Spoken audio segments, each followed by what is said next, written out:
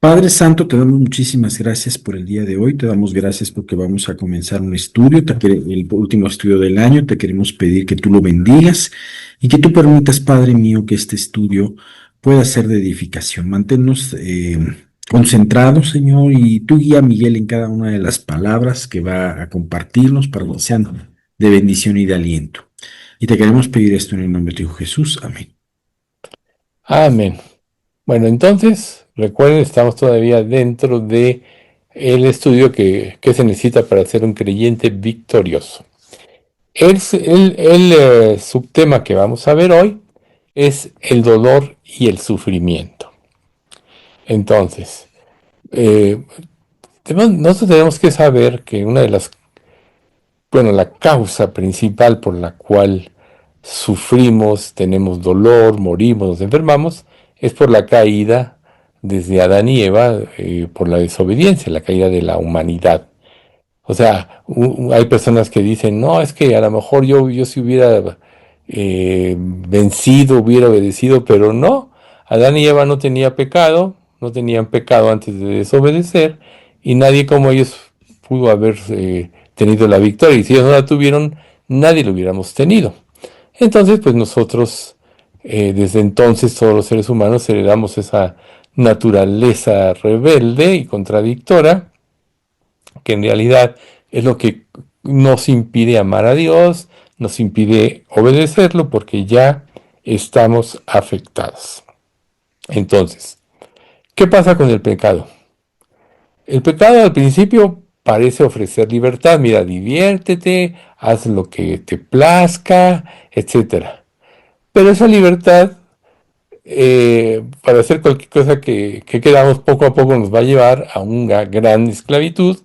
Y nosotros, y todo el deseo de lo que queríamos que fuera se convierte en frustración, porque recuerden ustedes, el vacío que el hombre sin Cristo tiene es del tamaño de Dios.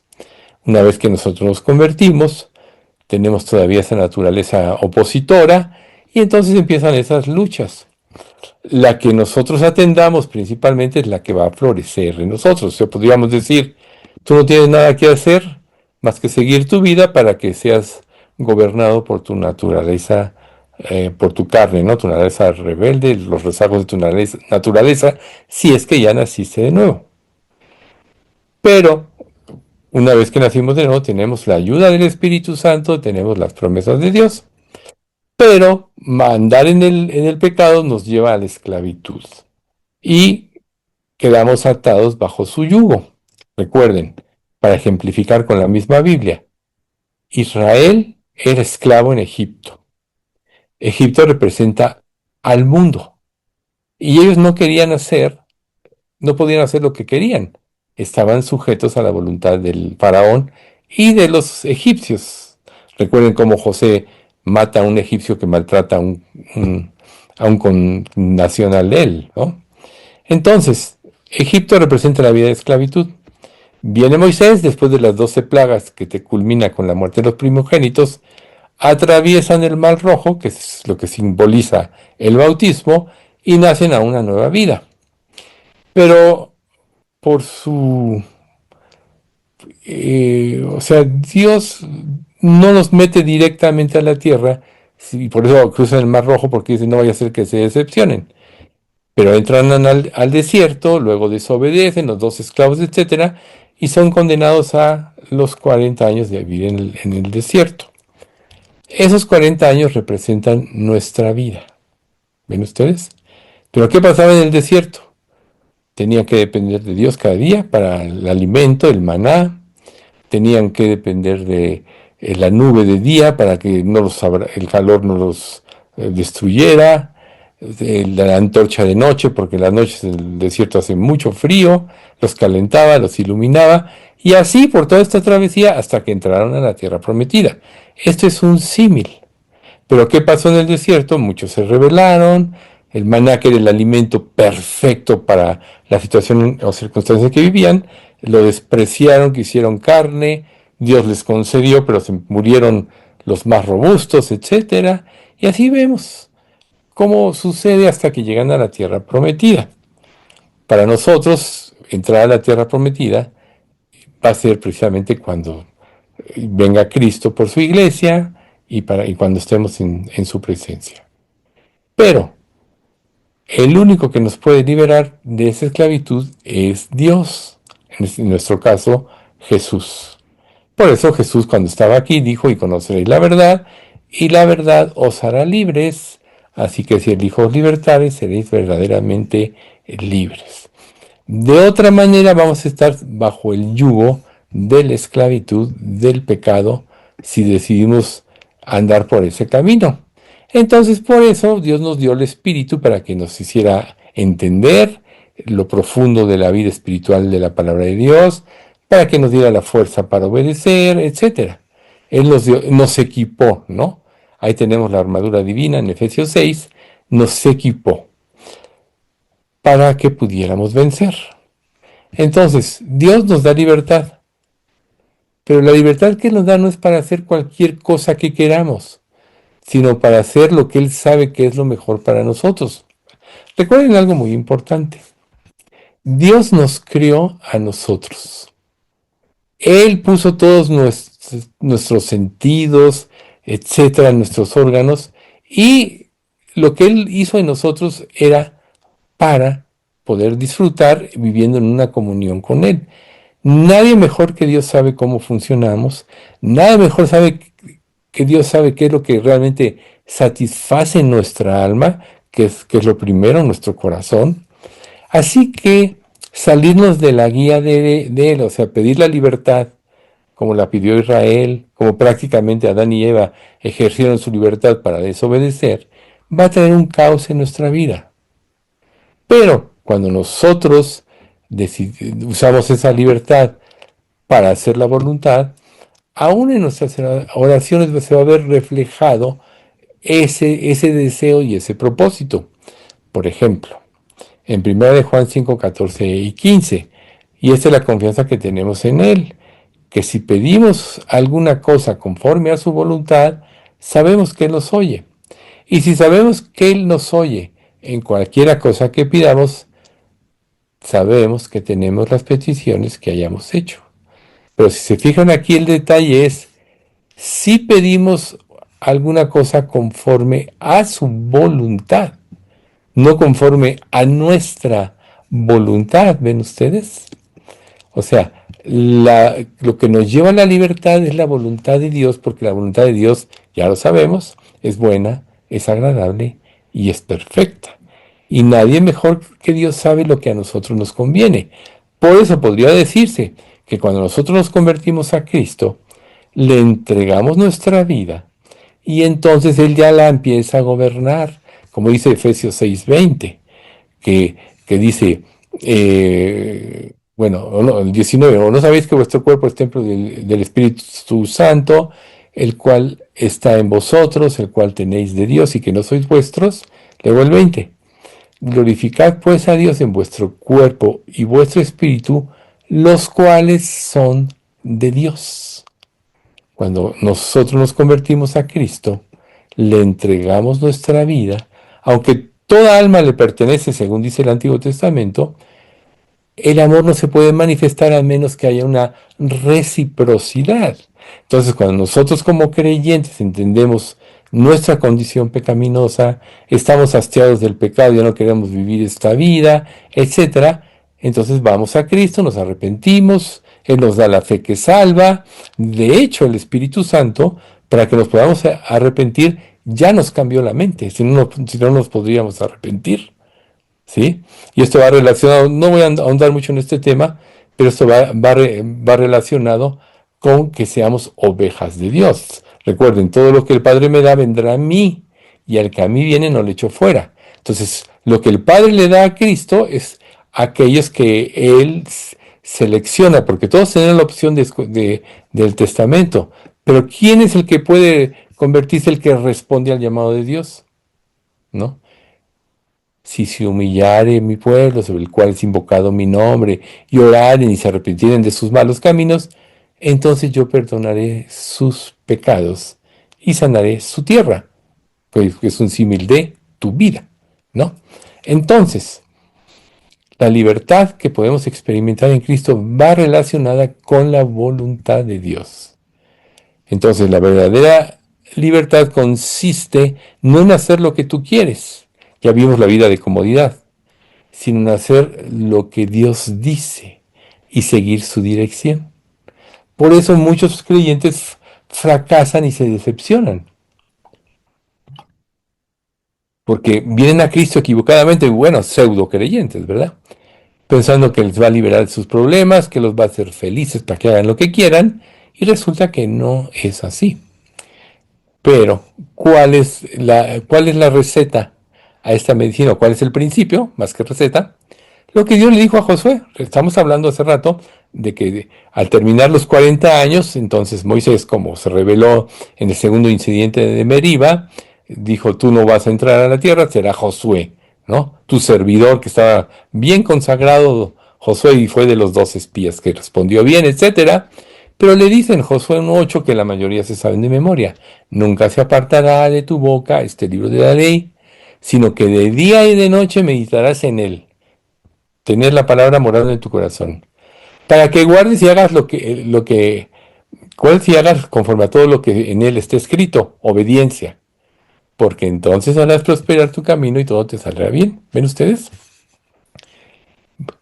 Ahí están todos los principios en este pasaje. No se aparte de tu boca el libro de la ley. Medita de día y de noche. Es decir, que la palabra de Dios debe llenar tu mente y tu corazón. Luego viene la obediencia, que es lo que te hace discernir en forma más profunda las verdades de la Biblia.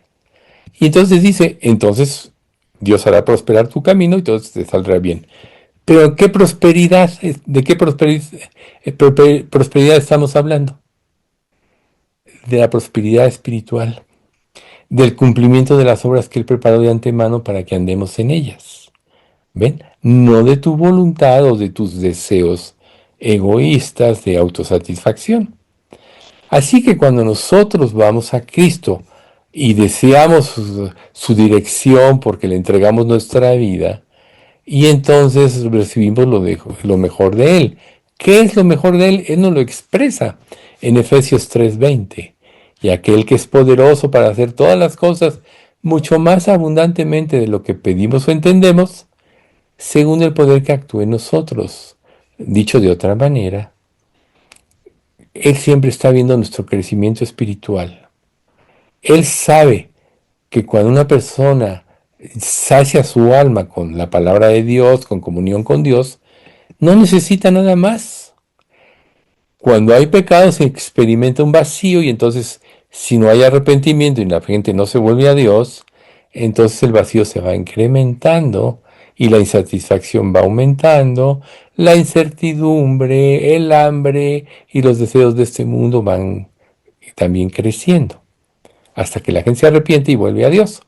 Cuando vuelve a Dios, entonces Dios le muestra que la verdadera satisfacción no está en nada material, sino en vivir en comunión con Él y hacer su voluntad. Si nosotros como creyentes entendemos esto, vamos a tener la capacidad de renunciar a las cosas de esta vida. Ahora, Dios nos puede dar aún el deseo de nuestro corazón, lo dice el Salmo 38:9, ¿no? Tu suspiro no me es oculto, el 37, 5 o 6, deleítate a sí mismo en Jehová y Él te concederá las peticiones de tu corazón. Pero Dios puede, o nos va a dar el sustento diario. Estamos en un mundo material, necesitamos comer, vestir, dónde vivir. Eso nos lo va a dar Dios, buscar primero el reino de Dios y su justicia. Pero para nosotros lo más importante es que Dios sabe qué es lo que verdaderamente va a llenarnos y satisfacer nuestra alma. Y esto es comunión con Él, que nuestra mente sea como la de Cristo, en obediencia absoluta a la verdad. Por lo que, cuando nosotros experimentamos que nos desviamos del camino, las consecuencias del pecado, arrepentirnos siempre va a ser lo primero que tenemos que hacer. Pero es un problema porque cuando pecamos, se endurece nuestro corazón. Y mientras más nos empecinamos en conservar un pecado o no renunciar a él, más es la dureza y más trabajo cuesta. Por eso viene la disciplina divina, Dios tiene que quebrantar nuestro orgullo para que nos volvamos a Él. Entonces se le aplica a Dios la disciplina, se quebranta nuestro orgullo, nos arrepentimos y Él nos libera, nos lleva a encontrar alivio. ¿Ven ustedes? Todo esto que estamos discerniendo ahorita, o disertando mejor dicho, es para que entendamos lo que es el proceso. Por ejemplo, muchos piensan que experimentar el dolor es la excepción de la vida cristiana.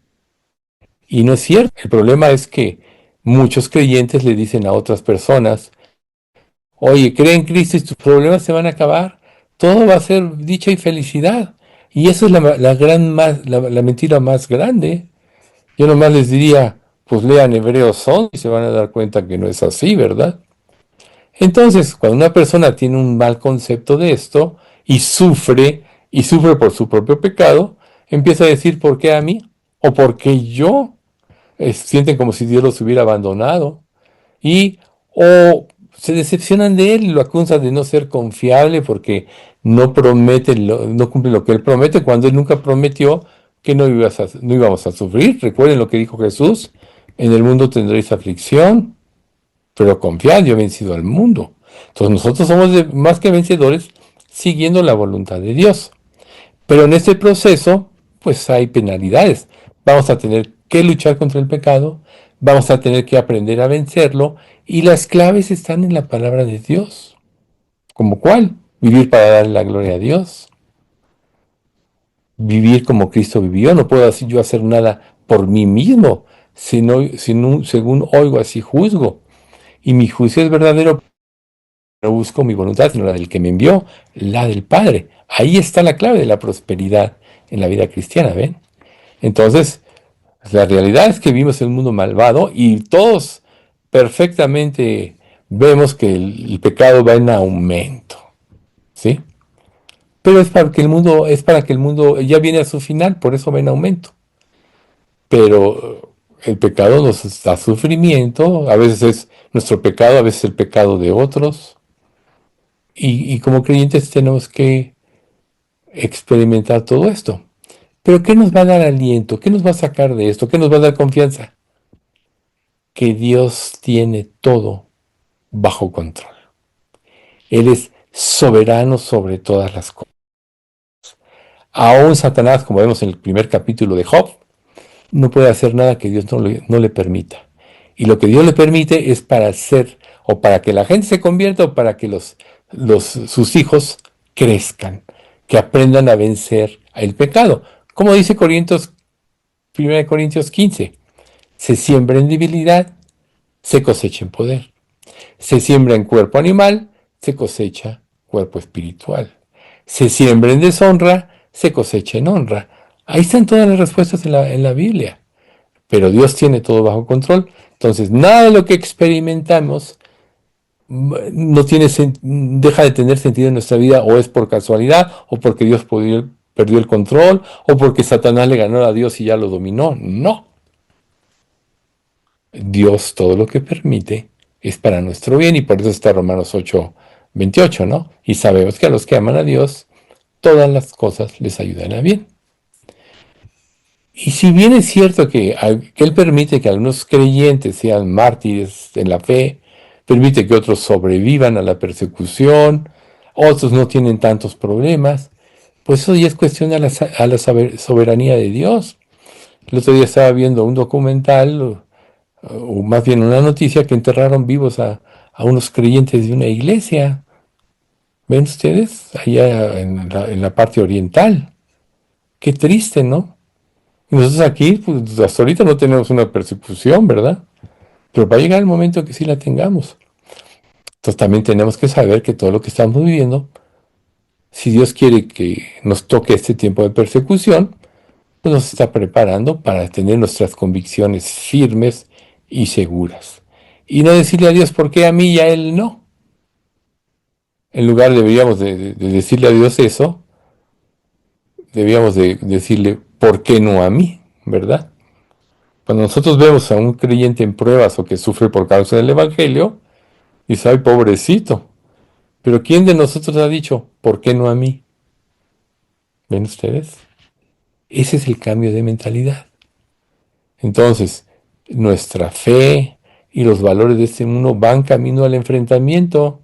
Recuerden, Primera de Timoteo 3:12, y también todo el que quiera vivir piadosamente en el nombre de Cristo padecerá persecución. ¿Ven ustedes? Pero ¿qué pasa si nosotros concientizamos lo que dice la Biblia? Sabemos que van a venir pruebas, ¿no?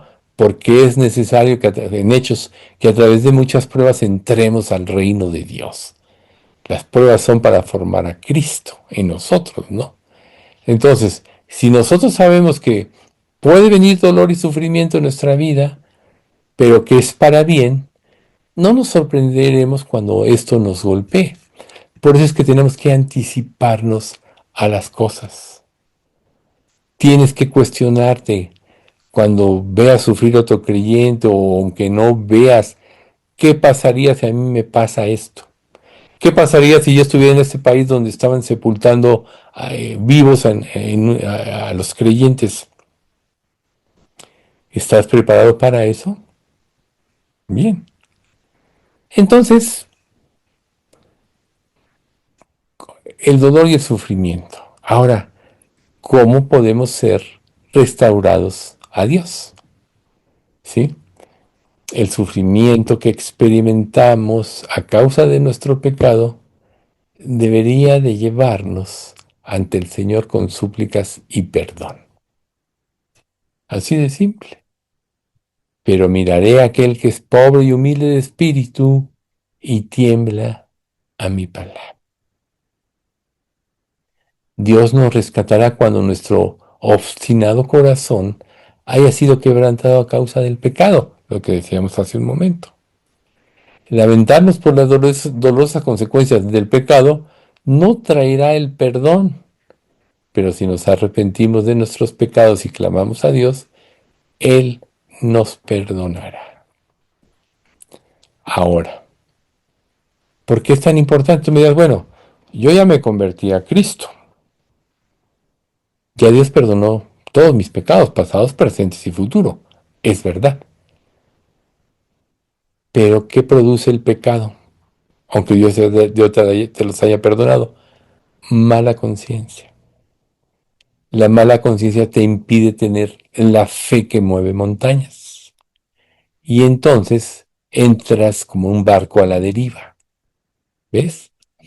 Por eso Dios dejó primera de Juan 1:9. Si confesamos nuestros pecados, Él es fiel y justo para perdonar nuestros pecados y limpiarnos de toda maldad. Porque el pecado produce maldad. Además de todo, aumenta, como decíamos hace rato, la rebeldía, el desafío a Dios, porque aumenta el orgullo, y Dios que prometió que Él iba a hacer que andemos en sus estatutos, guardemos sus preceptos y los pongamos por obra, en Ezequiel 37, cuando nos da su espíritu, Él lo va a cumplir. Por ejemplo, Jeremías, le tocó la transición, la invasión a Babilonia, la rebeldía de los que se quedaron, etcétera. Y en el libro de Lamentaciones, en la primera parte del 2:19 dice, levántate, da voces en la noche, al comenzar las vigilias. Derrama como agua tu corazón ante la presencia del Señor.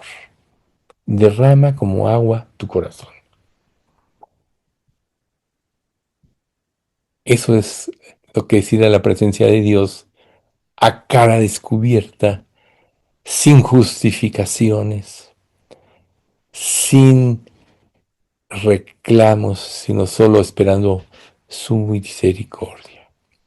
Y cuando eso sucede, podemos recibir el consuelo de Dios al recordar que Jesús también, aunque nunca pecó, tuvo que experimentar la lucha contra el pecado. Este pasaje también lo repetimos seguido, que es en Hebreos 5:8-9. Y aunque era hijo, por lo que padeció, aprendió la obediencia.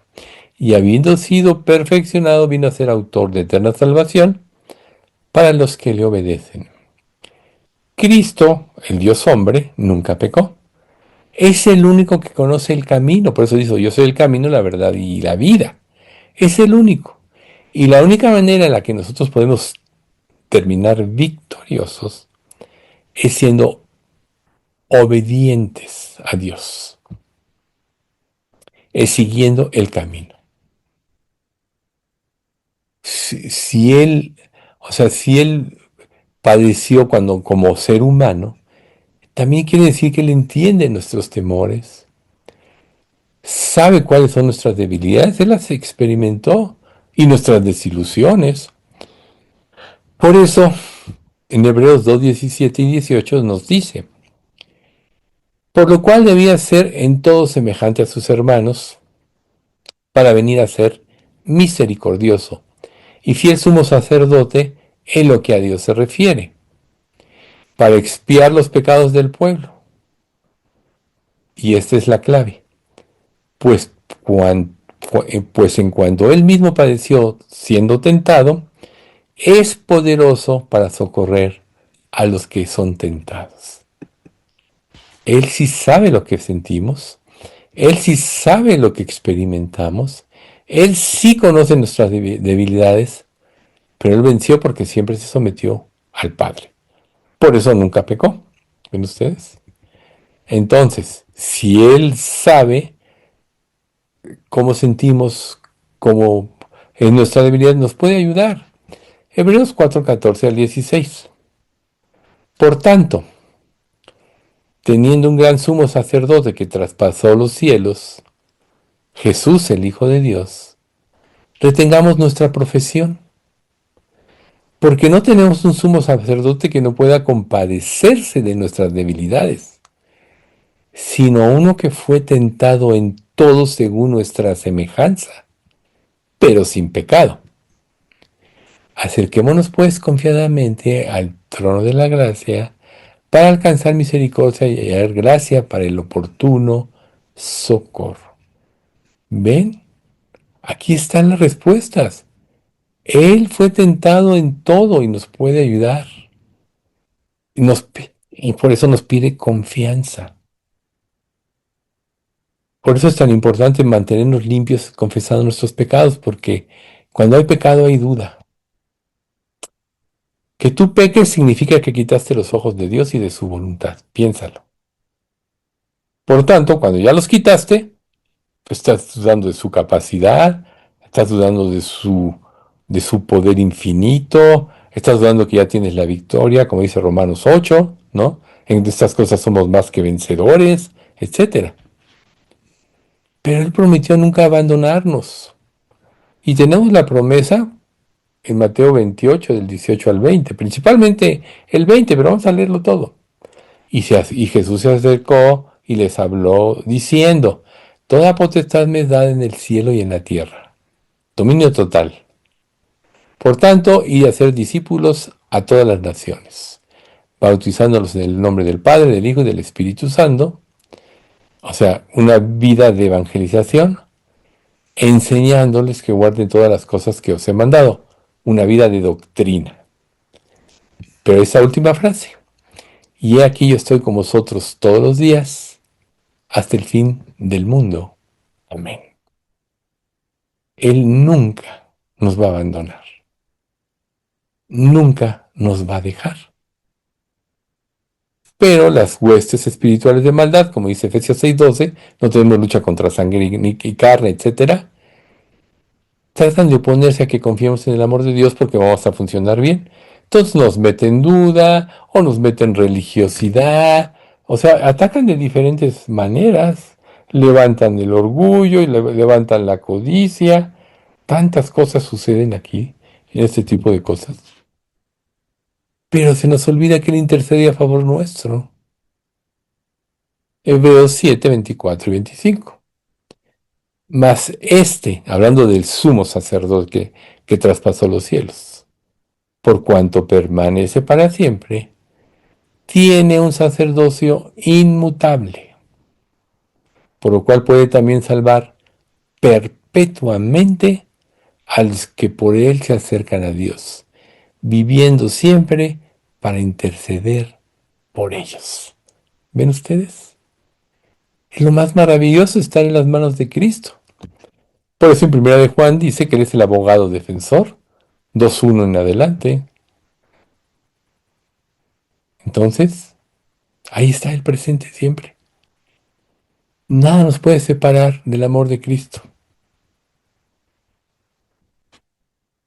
Pero si lo creyéramos, nuestra vida sería muy diferente.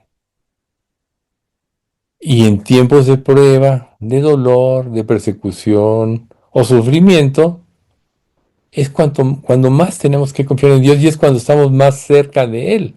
De hecho, por eso en Hebreos 10 del 35 al 39 nos dice, no perdáis vuestra confianza, que tiene grande galardón, porque os es necesaria la paciencia, para que habiendo hecho la voluntad de Dios, obtengáis la promesa. Porque aún un poquito, y el que ha de venir vendrá, y no tardará. Mas el justo vivirá por fe. Y si retrocediere, que decir que nunca fue salvo, no agradará a mi alma. Pero nosotros, entre paréntesis, los salvos, no somos de los que retroceden para perdición, sino de los que tienen fe para la preservación del alma. ¿Ven ustedes? Esta es la manera en la cual podemos nosotros afirmarnos en la fe. Esta es la manera en la que podemos ser restaurados por Dios. Y el siguiente subtema, la seguridad bíblica. ¿Ven? La verdadera seguridad bíblica no se prueba en la comodidad, sino en la incomodidad. Si, si tú vivieras sin ningún problema, no tendrías tanta fe ni tanto crecimiento espiritual como si vives venciendo las debilidades, venciendo los problemas, las tentaciones por la fe en Cristo. Es fácil y ese es el falso evangelio en un sentido. Es fácil confiar en Dios cuando todas las cosas están bien, cuando todas nuestras cuentas están pagadas, cuando nuestra salud es perfecta. Pero la pregunta es, ¿confiaremos en Él en medio de la pérdida? Ahí es donde se prueba la verdadera fe, ¿sí?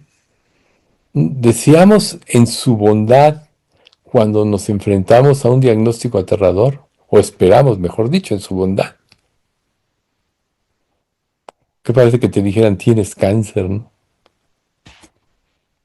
No, como a mí, cuando me dijeron que tenía perforado el intestino y todo eso, que ya ven que me operaron, ¿no? O sea, ¿qué? ¿Te vas a aterrar y vas a decir por qué permitiste? No, realmente no eres Dios. No, es el momento de confiar a Dios. Por eso es que en las pruebas debemos aferrarnos a su soberanía. Entonces la pregunta es, ¿nos aferramos a su soberanía cuando nuestros planes se hacen añicos? De una manera natural todos tenemos un plan de vida, pero la seguridad genuina es una seguridad forjada en el fuego de las pruebas. Si una persona no tiene pruebas no tiene manera de ejercitar su fe. Por eso es que todos seremos probados. Eso dice la misma Biblia. Veamos a Job en medio de la ruina, o sea, perdió todos sus bienes primero, luego la vida de sus hijos, luego su mujer le dijo, maldice a Dios y muérete, ¿no? Pero ¿qué dijo Job?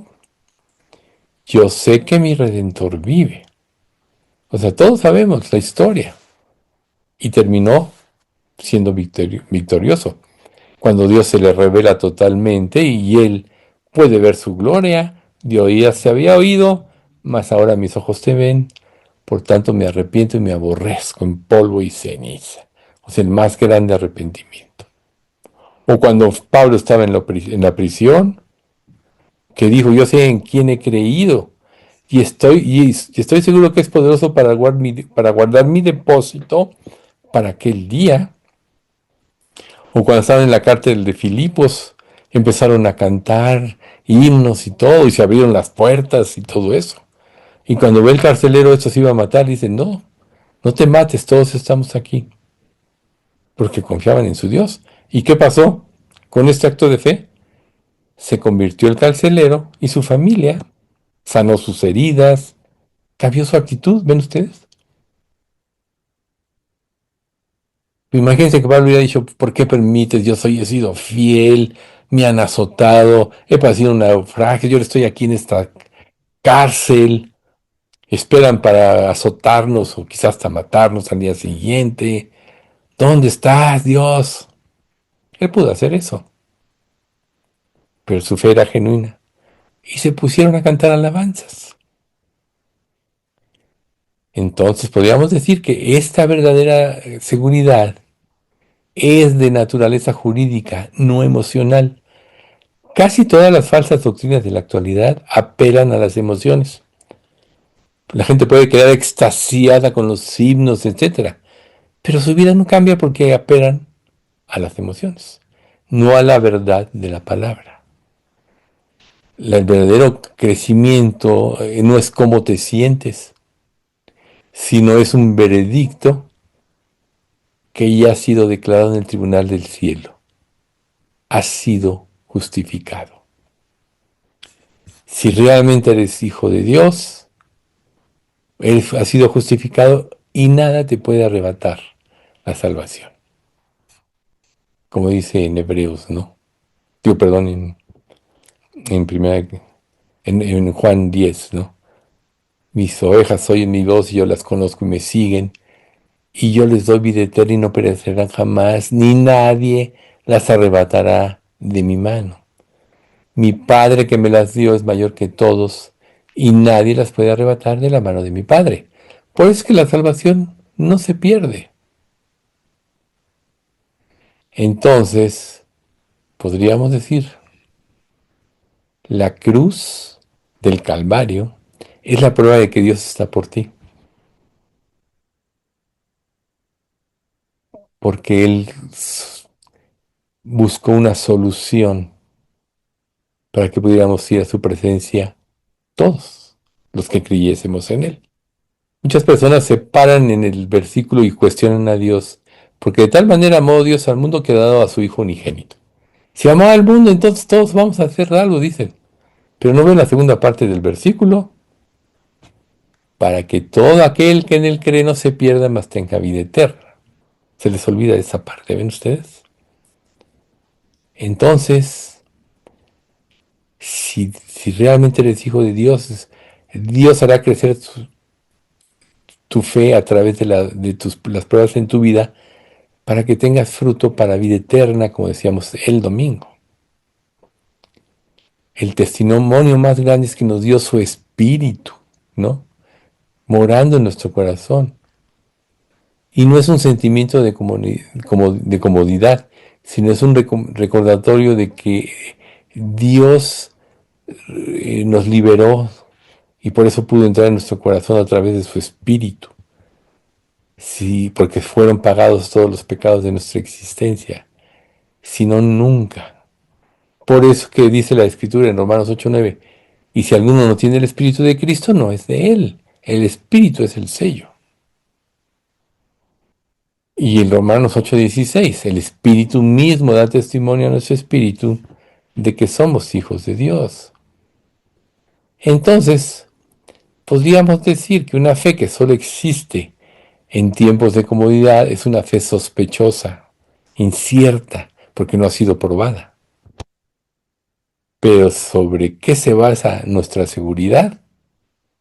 En la calma que Dios da en nuestra vida, porque se está formando en nosotros el carácter de Cristo.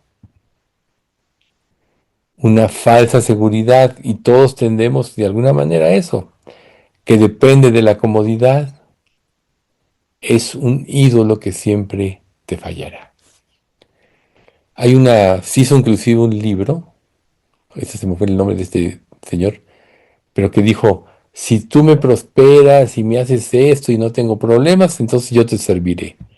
Y sacaron un libro de este hombre, pero puras falsedades, porque no es así.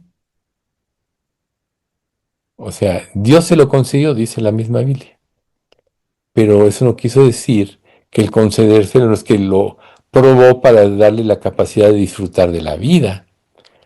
Ninguno de nosotros puede disfrutar de la vida si no tiene una limpia conciencia y está en armonía con Dios.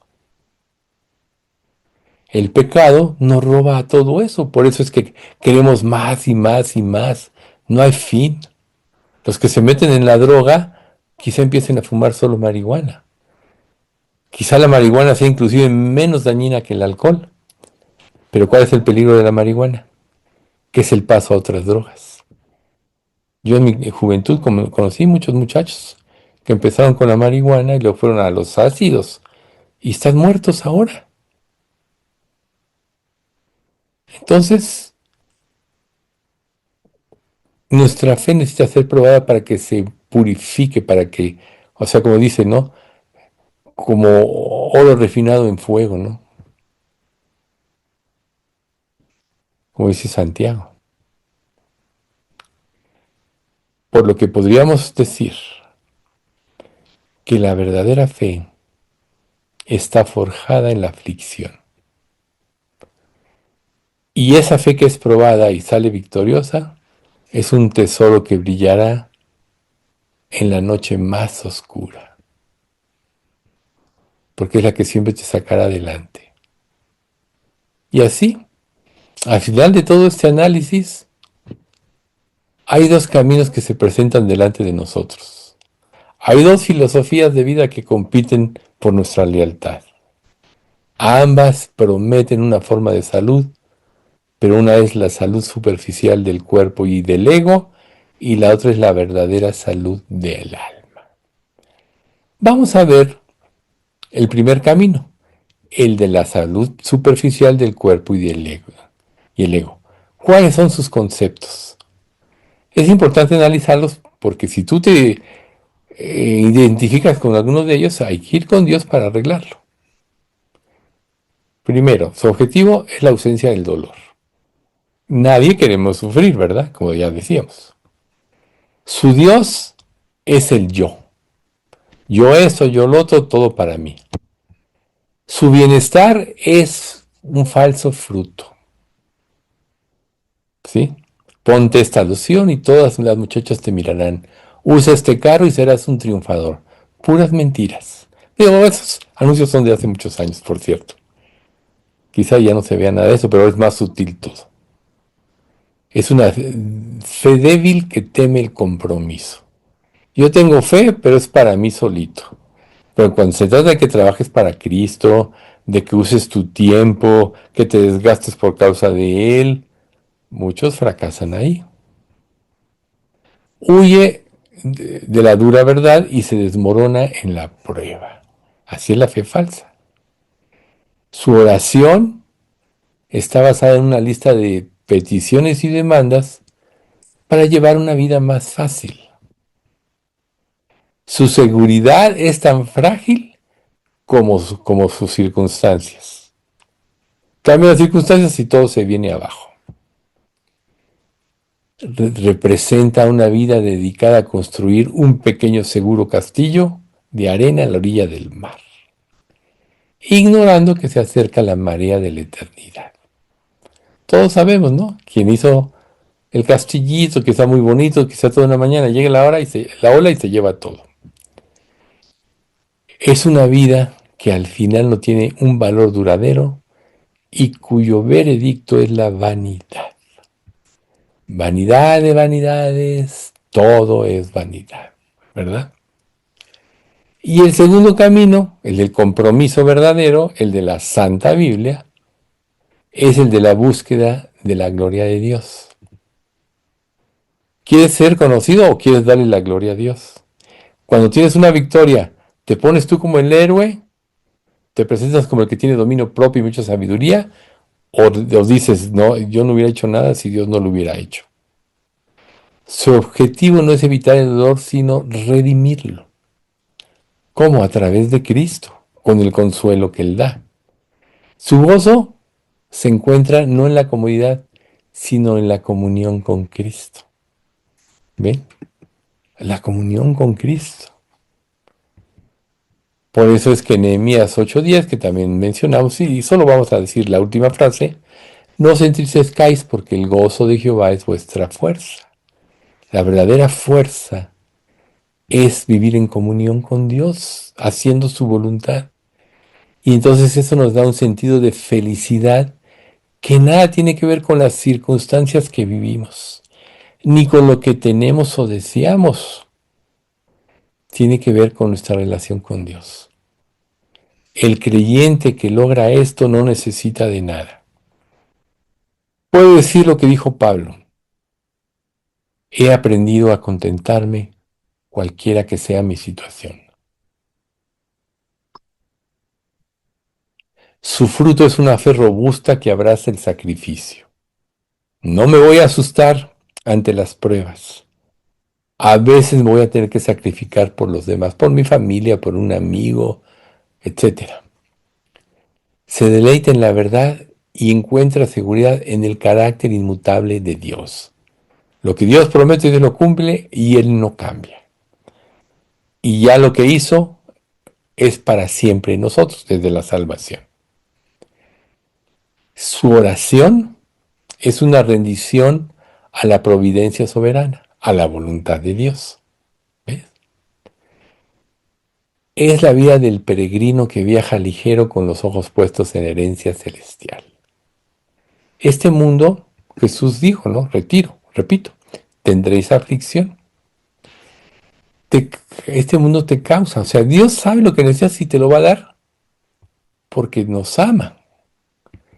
Pero que vivas por eso va a traer aflicción a tu vida. Es más fácil vivir para Él con la certeza de que Él va a cumplir la promesa de busca primero el reino de Dios y su justicia y todo lo demás vendrá por añadidura. No podemos caminar en ambos senderos. Debes elegir uno. Por eso Jesús dijo, el que no es conmigo contra mí es. Y el que conmigo no recoge desparrama. Y otro pasaje, andarán dos juntos si no estuvieren de acuerdo, ¿verdad? No puedes estar en dos caminos. Si no vas a caer en lo que dice Santiago. Vas a ser un hombre de doble ánimo, que vas a ser inconstante en todos tus caminos. Entonces, ¿elegirás la comodidad del mundo o la cruz de Cristo?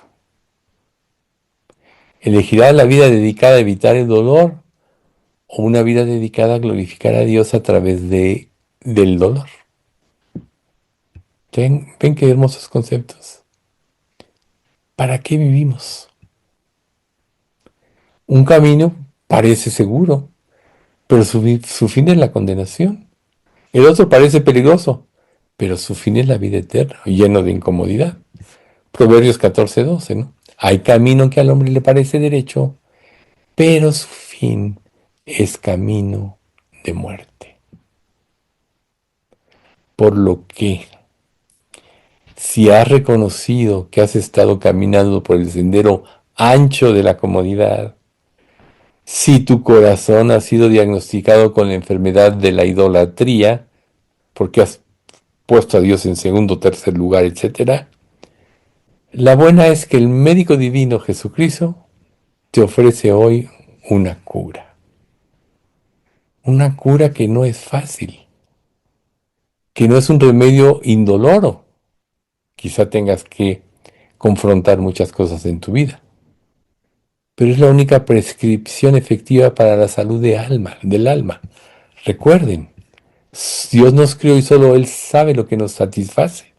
Y nuestra alma, que es, podríamos decir, la unión entre la carne y el espíritu, donde residen nuestras emociones y nuestros sentimientos, está insatisfecha si no está para lo que fue creada. ¿Por qué creen ustedes que la gente se vuelve religiosa? Porque Dios nos crió para que tuviéramos una relación con Él, porque Él iba a ser el motivo de nuestra vida. Pero al sustituir a Dios, entonces tenemos actos religiosos falsos como sustitutos. Por eso es que el creyente que no quiere enfrentar su vida se vuelve religioso. O hay muchos pecadores que no son salvos, que van a la iglesia, pueden asistir a un estudio y creen que por eso ya cumplieron, pero no son capaces de humillarse ante la mano de Dios.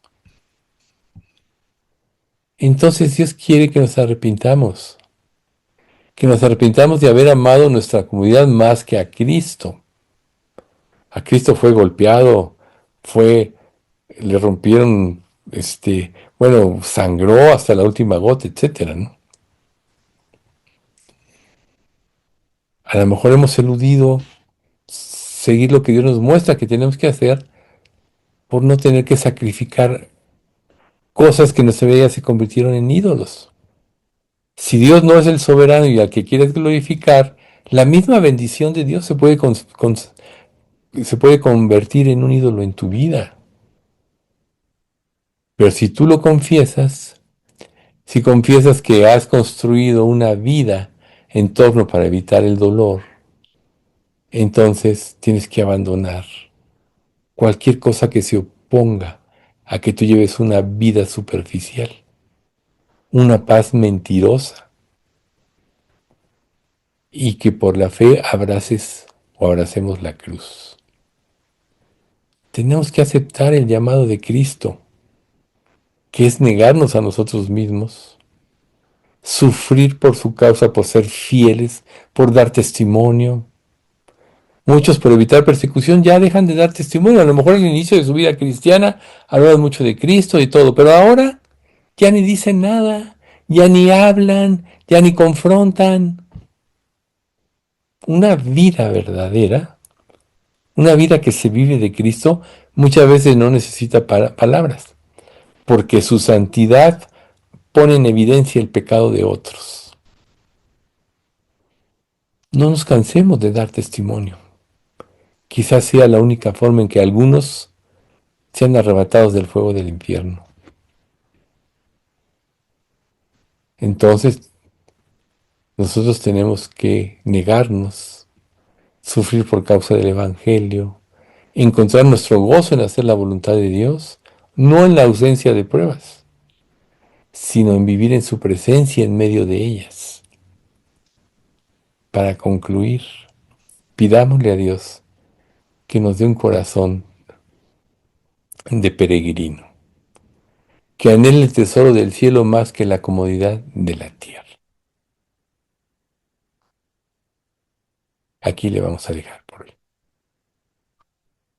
Padre, te damos gracias por este estudio, gracias por mostrarnos con mucha claridad que vamos a enfrentar pruebas en esta vida y estas van a traer dolor y sufrimiento, pero gracias porque nos haces ver que a través de ello tú purificarás nuestras vidas, purificarás nuestra fe y, Señor, quizá cuando tú vengas seamos de los que tenemos fe. Por eso en tu palabra tú dices, y cuando Él venga hallará fe en la tierra. Estamos en los últimos tiempos. ¿Quién es aquel que va a tener la verdadera fe, sino aquel que sí que decide vivir para obedecerte y seguirte, a pesar de lo que viva, a pesar de las circunstancias?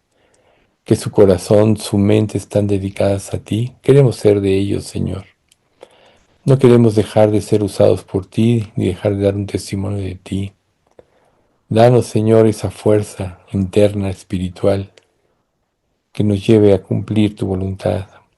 Danos o desarrolla al máximo la mente de Cristo en nosotros, para que cuando estemos en tu presencia no salgamos avergonzados, sino que te glorifiquemos con ello. Padre, haznos aquilatar cada día más el tesoro que nos has dado en tu palabra. Es el verdadero tesoro.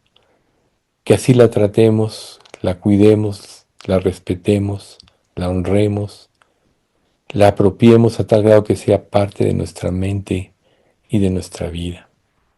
Haz esto en lo personal y como iglesia, Señor, y manténnos como una iglesia fiel y sana en la sana doctrina. Sabemos, Padre, que a ti no te importan los números, sino la fidelidad. Y queremos que nos hayas siendo fieles en tu venida, que sabemos que está cerca. Solo tú sabes cuándo vendrás, porque tuyos son los tiempos y las sazones. Pero mientras estemos aquí, danos esa convicción de vivir de esta manera. Padre, so, fortalécenos en las pruebas que cada uno está viviendo, fortalécenos en la salud que muchos están padeciendo, y danos victoria en Cristo. Te pedimos todo esto en nombre de Cristo Jesús.